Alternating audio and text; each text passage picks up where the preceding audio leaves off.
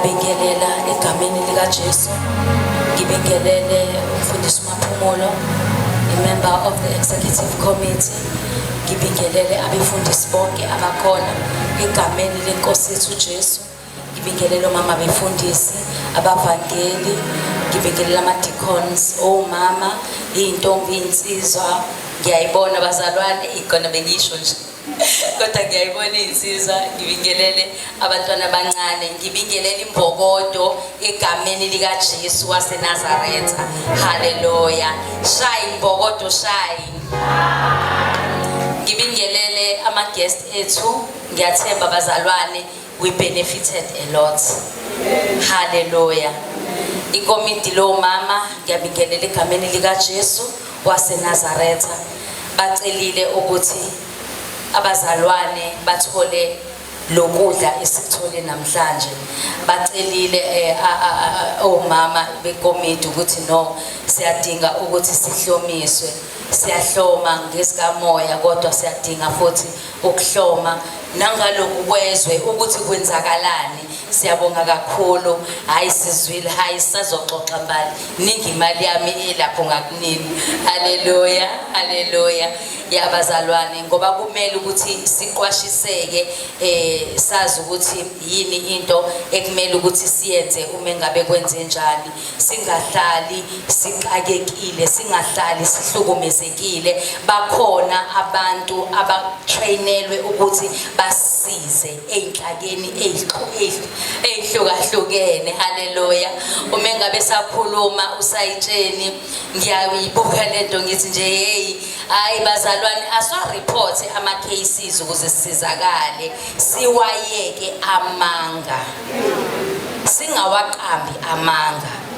Ungamzondi umuntu uze umqambele amanga. Haleluya. Hayi ngiyadlula bazalwane. Amen. Ngizocela siyezwini lenkosi. Ngizocela sifunde lapha kwabaseKolose.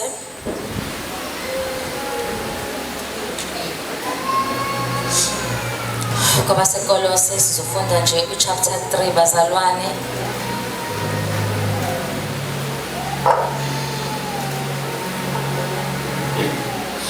Abazalwane ngizofunda amavesi amaningi, ngizocela ningixolele.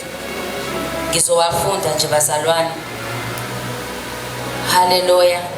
Ngiyathemba abazalwane sebetholile kwabaseKolose uchapter 3. Ukunaka okwaphezulu isihloko sakhona. Ngakho uma navuswa kanye noKristu, funani okwaphezulu lapho ekhona uKristu ehlezi ngakwesokunene sikaNkulunkulu. Nakani okwaphezulu, ninganaki okusemhlabeni. Ngokuba nafa ukuphila kwenu kufihliwe noKristu kuNkulunkulu. Nxa ebonakaliswa uKristu ongukuphila kwethu, khona-ke nani niyakubonakaliswa kanye naye ekukhazimuleni.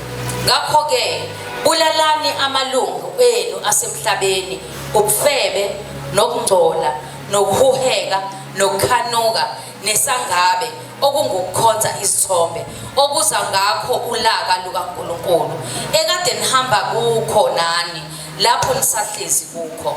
Kepha kalokhu nani manilahle konke lokho, ulaka, nokuthukuthela, nobubi, nokuhlambalaza, nokukhuluma amahlazo aphuma emlonyeni wenu. Ningaqambelani amanga. Lokhu nikhumule umuntu omdala kanye nezenzo zakhe. Nembethe omusha, owenziwa musha, abe nokwazi ngokomfanekiso walowo owamdalayo. Lapho kungekho mGreki namJuda, ukusoka nokungasoki, owezizwe noma umskithe, isigqila noma okhulekileyo, kepha uKristu uyikho konke ukubo bonke.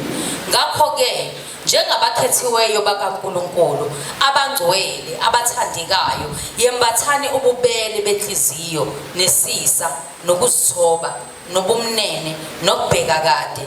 Nibekezelelane, nithethelelane. Uma umuntu enensolo komunye, njengokuba nenkosi yanithethelela, yenzani njalo nani.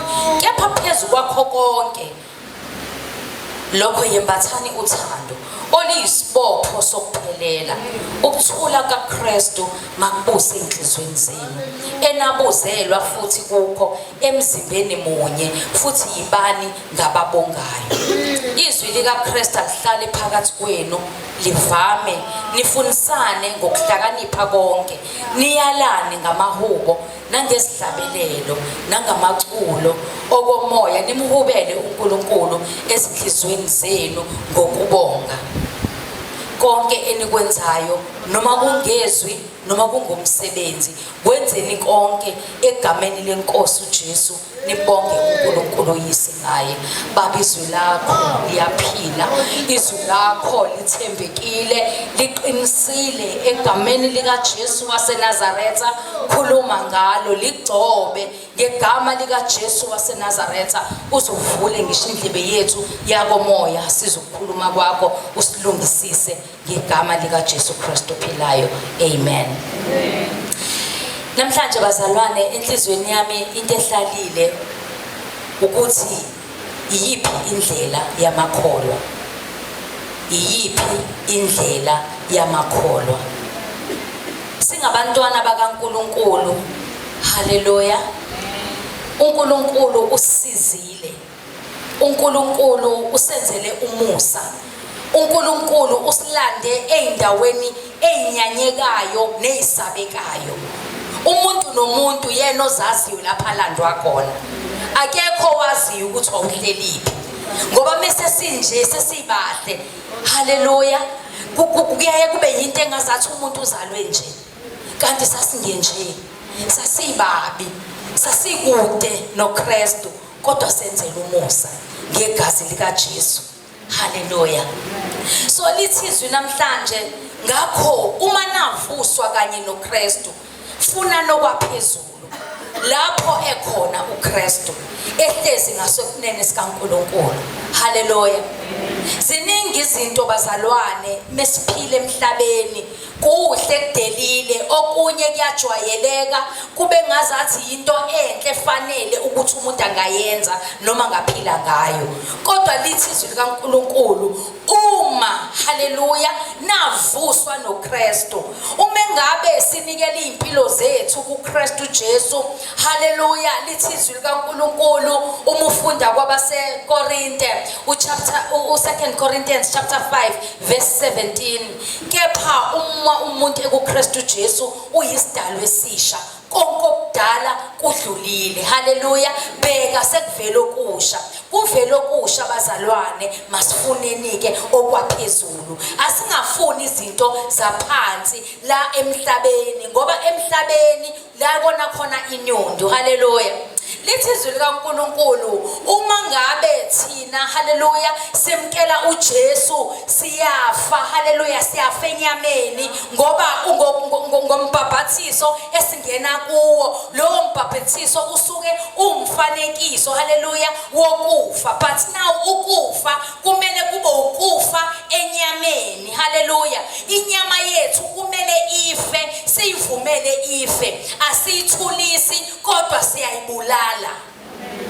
Uma ngabe ke into uyithulisa, leyo nto ingavuka noma inini. Uyabona, uma ngabe umlilo kade mhlambe ubasile izinkuni bese ziyaphola, liboni langabi, kokunye ungaze ngempela uyitshela ukuthi umlilo ucishile, kodwa lidingeka umoya. Umoya uphephetha kube kanye bese uyavuka umlilo. Nathi ke sinjalo, uma singawabulali amalunga emzimba yethu, kumele siwabulala amalunga omzimba wethu, singezwa ngawo. Asingezwa ngenyama ukuthi ke manje sengamhleba umama uMkhize. Asingezwa ngenyama ukuthi ngimphiwe umzalwane ubani, umzalwane ubani ngimphiwe. Asingabi abazalwane emini uma sisenkonzweni, kodwa ekuphileni kwethu nabantu esiphila nabo kungabonakala ukholwa. Ukholwa kumele kufumaneke kuthina ngezikhathi zonke. Asingabi ngabazalwane abanolaka, kube injwayelo ukuthi uyaziwa. Uma ngabe sesiyaliwe ezwini likaNkulunkulu ukuthi masimkhumule umuntu omdala, sishiye zonke lezo zinto, ulaka, ukuthukuthela, zonke lezo zinto ayimakho umuntu. UJesu lo esimlandelayo, uJesu akanalo ulaka, kodwa uJesu onothando. UJesu sithethelelayo ngisho sesone kangakanani. Pho thina yini singathethelelani? Yini nje bazalwane le eyenza ukuthi wena ube nereason and uyibona ukuthi unegunya lokuthi wena ungathetheleli? Ubani onegunya lokungathetheleli? Noma ngabe kuthiwa umuntu sekone kangakanani, kodwa ngoba izwi likaNkulunkulu lithi kumele nathi ukuthi sikwenze lokho kushiwo izwi likaNkulunkulu. Asihambi ngokuthanda kwethu. In this kingdom kaNkulunkulu umuntu akenzi intando yakhe, asiyenzi. Uma ngabe ubheka nje ukuthi uPaul ebhala lencwadi, ebhalela ibandla laseKolose kakuyiminyaka eminingi kakhulu eyadlula, kodwa namhlanje le ntshumayelo isa-relevant. Ngobani? Ngoba lezi zinto ziyatholakala ngaphakathi emzimbeni kaKristu. Why singcolise umsebenzi uKristu afike wazowufela? Kusho ukuthi sikubona ungekho kungena value ukufa kaJesu ezofela izono zethu. Ukuthengwa kwethu ngegazi lenani eliphezulu sikubona kuyinto engena value. Uma ngabe sihamba ngalendlela asihambi ngokuthanda kwethu, kodwa kumele afe umuntu, ngoba umuntu lo okutshela ukuthi wena thukuthela wena uthintwa. Umuntu lo okutshela ukuthi wena uxoleli. Kodwa uma ngabe usugqoka umuntu omusha, haleluya, ulawulwa umoya ongcwele, umoya ongcwele akutshele athi cha umzalwana akahambi kanje, athi wonile la, hamba uyoxolisa, athi lungisa la. Uma ngabe singabantwana bakaNkulunkulu sifuna ukushiya emhlabeni kwazeka leli ivangeli, kumele sishintshe bazalwane. Ivangeli ngeke balaza abantu uma ngabe sisanjena. Abantu basho kade futhi baqinisile mebethi ukukholwa nokungakholwa kuyafana, ngoba thina samakholwa we are for the world. Thina abantu esibashayela izandla yilabantu bezwe abangazani noJesu. Kodwa into emnandi ngabo ukuthi bona basane chance yokuthi mebezwa leli ivangeli mhlambe bazokwenza kahle.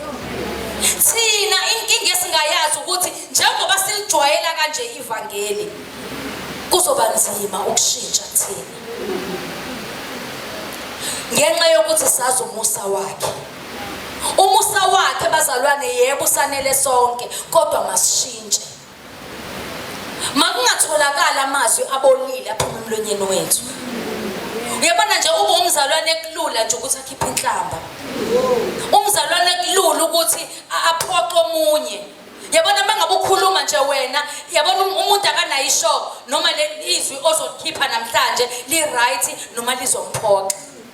Kunabantu that don't want to associate with you ngoba izwi liphuma emlonyeni wakho, izwi libolile. Umzalwane onjani? Umzalwane obalekelwa abantu. Awukwazi ukubalekelwa abantu uzane izindaba ezinhle. Uma ngabe thina sibizelwe ukwandisa ivangeli, silandisa ivangeli ngoba thina sihamba nezimpawu zikaKristu, siyimbethe izimpawu zikaKristu, and ekwenzeni kwethu konke, haleluya, siyamuphakamisa. Umphakamisa kanjani? Abantu bekubalekela, ngoba uyaziwa wena ukuthi uyaphoqa. Asinakeni okwaphezulu. Uma sinako okwaphezulu siyafa mayelana nesono. Inyama yethu kumele ukuthi ingabi nendawo. Uma ngabe inyama yakho ithi ona, wovela ukhumbulisa ukuthi kambe lithini izwi, ngoba phela ngithi into iqala ibe umcabango. Before uqala ukhuluma uqala ucabange. Ngesikhathi ubona lo mcabango ukuthi kodwa lo mcabango uyazi ukuthi lo mcabango awuveli kuKristu, sikhuze endilungisa. Kwesinye isikhathi abantu bakushayela izandla and abantu unegroup yabantu that are behind you ngoba wena uyisiphoqi. Bakulandela ngoba nje uyaziwa ukuthi wena uyaphoqa. Musu kuba umzalwane othanda ukulandelwa abantu uhambisa ivangeli elirong. Indaba ezinhle thina kumele ukuthi sihambise indaba ezithi uJesu uyayisiza impilo yomuntu. uJesu uluthando, uNkulunkulu uNkulunkulu luthando. uNkulunkulu uxolela zonke izono, haleluya, athalalise zonke izikhathi zethu zokungazi. Uma ngabe wena ungathetheleli, ulethe uNkulunkulu othethelelayo, abantu will not believe in this gospel. Alikho. Kusho sikhuluma into engekho. Asike sishintshe bazalwane. Asike sishintshe sabantu besifazane. Asike sihambe indlela eqondile, indlela ethandekayo kuNkulunkulu. Uma ngabe sinako kwaNkulunkulu, sibheka kuKristu engumqalisi nomphelelisi wokukholwa kwethu, indlela yethu izolunga. Indlela yethu izoqonda. There is no way ukuthi singaphambanisa endleleni. Kodwa inkinga ukuthi ithina phambili uNkulunkulu ngemuva. Sifuna ukubonakala thina. Women of God. Mingabe sikhulumile women of God. Uma ngabe siqhamukile women of God, akho women of God, singabantwana bakaNkulunkulu. Simele ukuhamba entandweni kaNkulunkulu. Akusizi ukuthi sikwenze kube yinto mhlawumbe engazathi ine benefits, yinto ekumele ukuthi ijatshulelwe, kodwa thina singenzi kahle. Masenze kahle. Bazalwane, angifuni ukungasho, inhliziyo yami ibhlungu uma ngibona abantwana bakaNkulunkulu bengalenzi ivangeli. Asilenzi bazalwane. Asilenzi. Sithanda abasithandayo. Sithanda so benefits akubona. Uma ngabe nje umuntu umbona ukuthi uphansi, awuhlangani naye. Ngoba naku hleze ecela lo mzalwane, awunalo uthando for lo mzalwane. Yini ungacabanga ukuthi mhlawumbe uNkulunkulu umthobisile? Njengoba emthobisile, wena ukhamke wazoba ihelper yakhe. Awukubuke njenge-blessing ephuma kuNkulunkulu, ngoba mhlawumbe wena vele uzela ukuthi uzotakula abantu. Takula abantu ukuze bakwazi ukukhonza kahle. Uyeke ipride. Sine pride. Futhi ke sina abantu besifazane ke nje ayisinayo.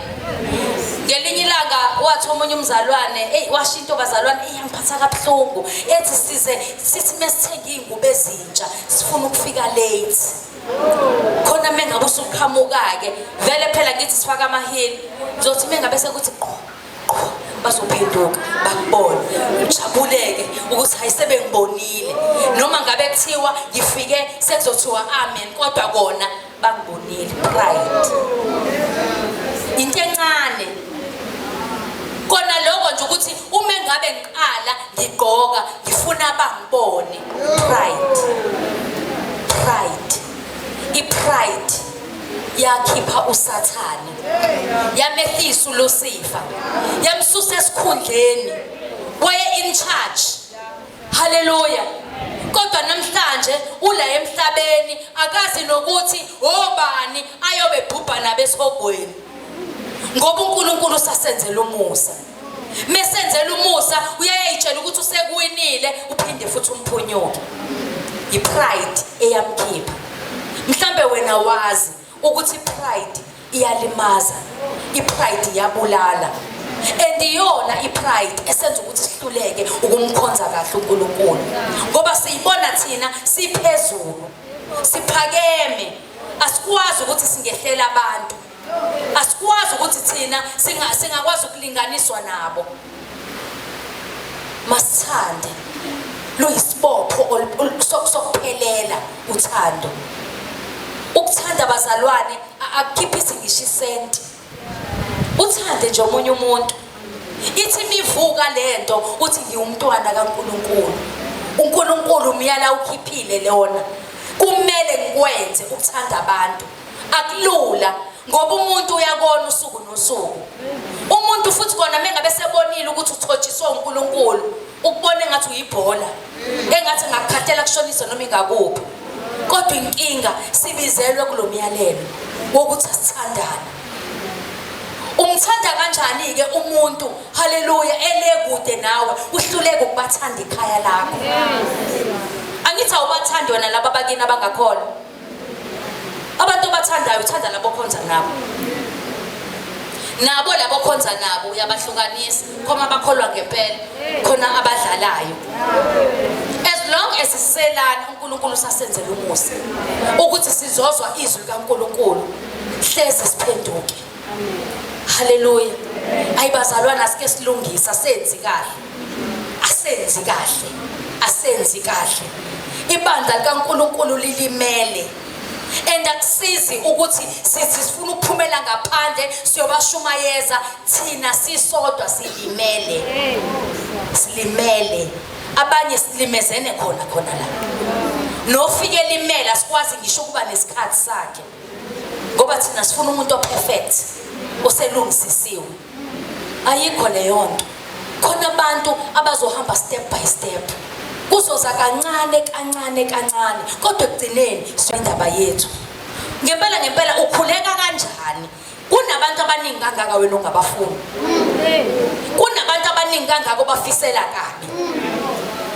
Kunabantu oke akhuluma umoya ongcwele kuwena athi awuke uhambe uye kusibanibani. Uyazi ukuthi njengoba ekuthuma kusibanibani wena une-answer kaSibanibani. Bese uyambuka uSibanibani ukuthi waze waphansi. Ukuthi angahanjelwa yimina. Thulisa umoya ongcwele kodwa umntwana kaNkulunkulu. Noma singabhobhoza ngezilimi kodwa uma ngabe sisahluleka entandweni kaBaba uNkulunkulu. Uma sisahluleka asenzanga kahle siyamkhalisa umoya ongcwele bazalwane. Into elindeleke kuthina kulindeleke ukuthi lo musa esawenzelwa nathi sidlulisele kwabanye. Kulindeleke ukuthi lolu thando salifumana nathi sidlulisele kwabanye. Kulindeleke ukuthi uJesu usamkela ngisho sesihluleka kuko lokukholwa kodwa usenzela umusa usuku nosuku nathi sikwazi ukuthi abanye sibabekezelele. Siyabekezelelana. Uma ngabe sihlangene sizokhuleka, sizodumisa uNkulunkulu. Asiyeke ukuhlangana, sihlangane ngeindaba. Ukuthi lo wamzalwane uhlulekaphi? Awukumise wedwa kuNkulunkulu ungameme ngisho iqulu. Awukumise nje wedwa ngoba inkonzo yakho. Siyeke ukuhlebana. Masiyeke ukujabisa umoya ongcwele. uNkulunkulu uyasitrasta. Asibiziwe kuleli vangeli ngoba bazalwane kushode abantu. But uNkulunkulu uthemba into asinike yona. Asike siyenze. Senze ngokweqiniso. Asike silwe nalomuntu. Asingavumi kuvele umuntu omdala kodwa make siveze umuntu omusha. Asike silwele ukuthi kuvele umuntu omusha. Wena selokwaziwa nje ukuthi uneconsi. Aliphela adlule. Awusizakala. Noma ukhuleka singena emkhulekweni kufastwe wena cha iconsi lakho alifuni ukudlula. Kufanele ukuthi uunderstand nje ukuthi wena hayi uneconsi. Ubani ozoza kuKristu ngalelo consi lakho? Bangakanabani abantu obaxoshayo? Kuyazanywa abanye abazalwane baletha abazalwane la kule kingdom wena uyabakhahlela. Ngithi uneconsi phela. Namhlanje kublue, namhlanje kuclear, kusasa ku red. Ama hearts and kisses. Alihambi kanjalo bazalwane. And ngesikhathi ukhula evangelini na kanjani khona izinto ekumele isale. Awukwazi ukuthi ungahamba nazo cha. Instead kumele kukhule umuntu omusha, the spiritual man. Uyena kumele akhule asale lo wenyama. Asimbone engcwatshwa usuku nosuku. Uzongcwatshwa kanjani nje kumgona kangaka? Siyamgona. Bazongijwayela. Mina kumele bangazi ukuthi mina ke alifakwa kumina. Hayi bazalwane. Sibizelwe kule nkonzo ukuthi sokwenza intando yakhe. Hayi enye into ukuzokwenza intando yakhe. Haleluya. Nakani okwaphezulu. Ezulwini ayasungena nale pride. Lutho bazalwane asungena. Uyabona nje lezi ke nje ezibonakalayo zobufebe zokuthi nje ngempela ukwazi ukuhlala wena ngaphandle komuntu wesilisa kodwa wazi kahle ukuthi akhishwanga ngisho inkukhu. Hayi ngiyekile lezo. Uyazazi nawe. Uyazazi nje lezo ngizukuyithinta. But kunalezi esitshela ukuthi ku-acceptable ngoba akekho umuntu obonayo. Akuhambi kahle. Akuhambi kahle. Moya kaNkulunkulu awuthokozile ngoba ibandla likaNkulunkulu liyadlala. Sitshela ukuthi kusemdlalweni asibone ukuthi isikhathi asisekho. Ngesikhathi sekukhona. Haleluya. Njengoba sibone ibandla likaNkulunkulu kukhona yonke into engasile. It is showing isikhathi sikaNkulunkulu. He is about to return. Hallelujah. Thina kodwa siyadlala. Asikwazi ngisho ukucheka ukuthi iwashi kaNkulunkulu lithini. Siyayibona inkohlakalo phakathi ebandleni kaNkulunkulu. Lokho akusikhumbuzi lutho. Kusenza ukuthi nathi we must join the team to be relevant. Musu kuba relevant ngalesi sikhathi. Kodwa yiba ngokhalayo kuNkulunkulu. Hallelujah. Iba ngokhalayo kuNkulunkulu ukuthi Nkosi ngisize ngibe sentandweni yakho. Mangibe ngohamba ngokwentando yakho nangokwemiyalo yakho. Akuyona inkonzo yokudlala le bazalwane. Inkonzo akuyona eyomuntu. Uma ngabe mhlawumbe ubona ukuthi mengibhorekile ngizobhorekela enkonzweni. Iyenkonzweni ngoba ufuna ukusizakala. Kukhona umsizi umoya ongcwele enkonzweni. Thola ukusizakala, phuma usizakele bese uyashintsha.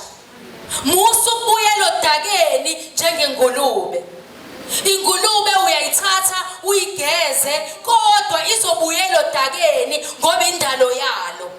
Uma ngabe wena usumntwana kaNkulunkulu uhlanziwe ngegazi lika Jesu. Musu kubuyele ekungcoleni. Musu kubuyele ezintweni uNkulunkulu akusizile kuzona. Sisizakalile. Uma ngabe umamukela uJesu khona izinto uyazizwa nawe zisuka kuwena. Zibuye kanjani? Zibuye kanjani? Uyayibuze yini ukuthi zibuye kanjani lezi zinto? Phela umuntu nomuntu khona umoya ongcwele omtshelayo ukuthi cha uyabona kodwa ukuthi akusahambi kahle. Musukulindela ukutshelwa abantu. Ngeke baze bakutshele. Esikhathini samanje asinaso isikhathi sokutshelana amaqiniso. Ngoba ngitshela iqiniso ngeke uphinde ubuye enkonzweni. Ngeke uphinde ubuye. Siyagcina ngalelo langa. Hallelujah. uKristu makabonakali ngeimpilo zethu. Akabonakala uKristu bazalwane. Hallelujah. Ngilithanda lapha ekugcineni uma ngabe lithi masiphendulane ngamahubo. Hallelujah. Bazalwane yabona ukube kuthiwa nje enkonzweni kuthi nje uma ngabe sihleli siphendulelele ngamahubo. Hallelujah. Psalms and songs yabona athi omunye ashivese elimbusisayo hayi lokushaya umuntu kodwa sengisho mina likubusisayo. Hallelujah. Elikusizile mhlawumbe khona into akaduhluleka kuyona lase lakusiza leli vesi ukuthi cha. Hallelujah. Usekhona umusa kaNkulunkulu bese sinisa kanjalo sinikezane leyo hope, sinikezane into ezosakha. Belikade lizolungiswa izwe futhi belizolunga ibandla likaNkulunkulu. Kodwa njengoba sisanaka izinto ezingasisi indawo. Njengoba sisanaka izinto ezingasisi indawo. Mungabe ubona umunye engathi mhlambe wenza kangcono. Bese uyaqala kuba khona izinto zakhaya enhlizweni nasengqondweni ngaye ukuze abantu basusa ifocus kuloko kuhla kwenzayo ngoba fanele kugame wena egcineni. Akuhambi kahle bazalwane. Ngeke sishaye ngathi ku right ungekho right. Akukho right. Ngisho ukukhuleka sibona kuyinto yabantu abathize. Thina sikwazi ngoba thina angithi thina siyasebenza sibhizi bayazi sibhizi thina bakhona bangasebenzi uwaboka umkhuleko. Thina sibisi sibuyisana kanjani noNkulunkulu kule busy yethu? Isiphi isikhathi osinikeza uNkulunkulu ukuze uNkulunkulu akulungisise? Kuthiwa ayikho igroup ehlupha njengale group yabasebenzayo. Abantu abasebenzayo bayitshela ukuthi bona banethikithi lokungakhonzi kahle, kanti kwawona umsebenzi lo siwunikezwe uyena uBaba uNkulunkulu. Senzele umusa ngoba khona lapha ekusebenzeni asiyingethi futhi imali esiyisebenzile ukuthi yenze umsebenzi kaNkulunkulu. Bona labazalwane laba abakhulekayo mengabe bethi bahambisa umkhuleko ayikho imali ye transport, siyasebenza kodwa bayasikhulekela nathi. Hayi bazalwane, asike silungise ukwenza. Let's set our priorities straight. What is your priority as a child of God? Priority yakho inyama noma priority yakho ukujabulisa uNkulunkulu? Yini priority yakho? Ukuhamba ngokukholwa. Angikhulumi ngokukholwa oku in brackets lokho esizenzela kona ukuthi ngoba ngiyaye esontweni ngoba bayangibona. No, ngikhuluma ngokukholwa, kokushintsha kwenhliziyo, kokushintsha komuntu kubonakala inkambo. Haleluya, haleluya. Uthi uPaul kuTimothy uthi he must set an example to believers. Ngoba ngisho bona abakholwayo bayayidinga iexample right. Ngoba asazi ukuthi kwenzakalani, kuyale kuyale kuhlangahlangene.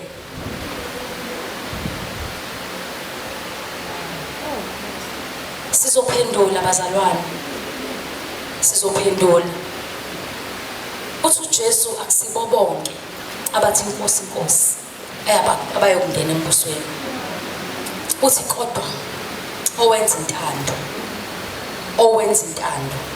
Iyini intando kaBaba uNkulunkulu? Uyayazi intando kaBaba uNkulunkulu ngempilo yakho?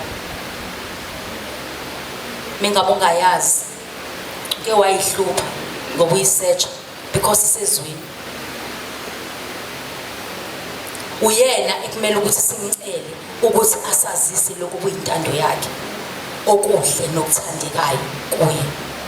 Bese sinikele imizimba yethu ibe iminikelo ephilile. Asikholelwa bazalwane izinto eziningi athi yena well done. Uzosho kanjani uma ngabe sikasanje? Yabona ukuthi umuntu nomuntu into engiyithandayo uyena ozaziyo. Ngoba mengabe usulele ebusuku uyabuya uyibuke ubheka ukuthi kambe ikuphi la engihambise khona kahle, ikuphi la engigeje khona. But umbuzo ukuthi bese wenzani ngalokho? Bese wenzani? Asilungise bazalwane. uJesu uyabuya. I don't care who says what. uJesu uyabuya. Akasithole si right, akasithole in the right place. Hallelujah. Akathole inhliziyo zethu zi right. Asiyeke bazalwane isikhathi sama games asikho, siphelile. Asibe sentandweni. Instead abantu abasondelana nathi mabathole iqiniso, mabathole ukusizakala. Abantu bayamfuna uJesu, kodwa uJesu nabo bayamdoubta ukuthi lo Jesu esithi sinaye samthola ngempela yini, ngoba senziso kwakhe. Lo esimtshela ukuthi lo esimtshela esibatshela ukuthi uyikho, cha, akubonakali kuthini, akubonakali.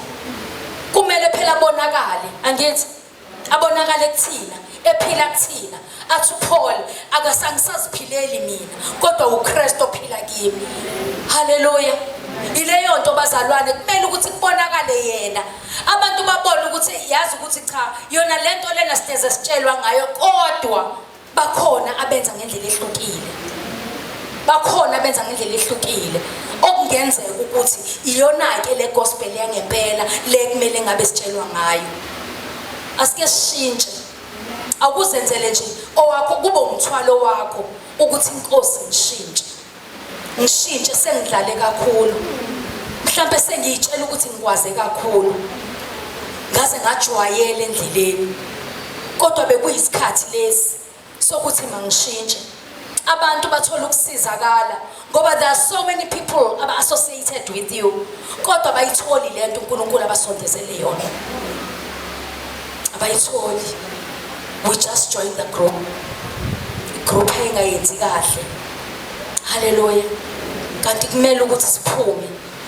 Phumela eceleni. Ubonakala ukuthi cha mina nathi indlela engiyithathile. Noma bangangakulandela kulungile kodwa kuyokwazeka. Hallelujah. Kuyokwazeka. Kumele amazulu avume. Ube nofakazi ezulwini ukuthi kodwa uyiphilile. Hallelujah. Uliphilile yena ivangeli. Noma bangathini, noma bangamshiya, noma bangadayisa ngaye, kodwa uliphilile ivangeli. Asiphile ivangeli bazalwane. Indlela yokukholwa ikhona ezweni likaNkulunkulu. Asike simfune uNkulunkulu, simfunisise ngalesi sikhathi. Siyayibona izinto ezenzakalayo. Yabona ukuthi nje asazi kwamanje noma sohamba isabalele noma lobe selina. Melina kobe sekonakele kuphi?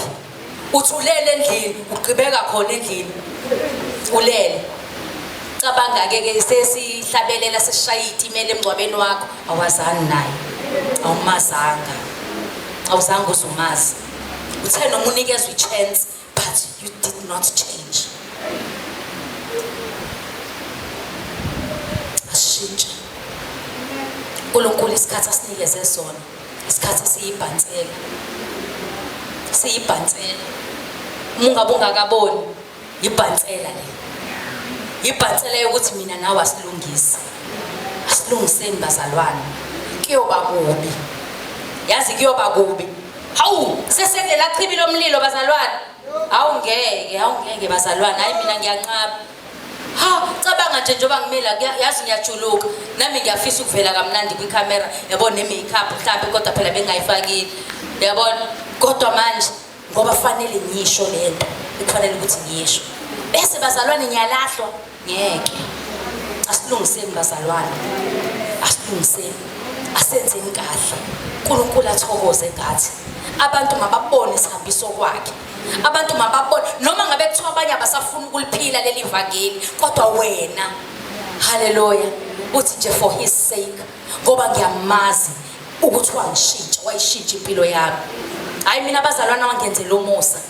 Abantu engakhula nabo ngeke ngimangale mingabe ngithi ngiyabheka ngithi inkosi ngangenzeni kodwa ngoba yena unomusa. Unomusa wephuza ukuthukuthela. Nathi bazalwane yiloko kulindeleke kuthini. Bekungekho okuningi, bekuyilokho masibuyele entandweni kaNkulunkulu. Sihambe ngendlela uNkulunkulu afuna ukuba sihambe ngayo.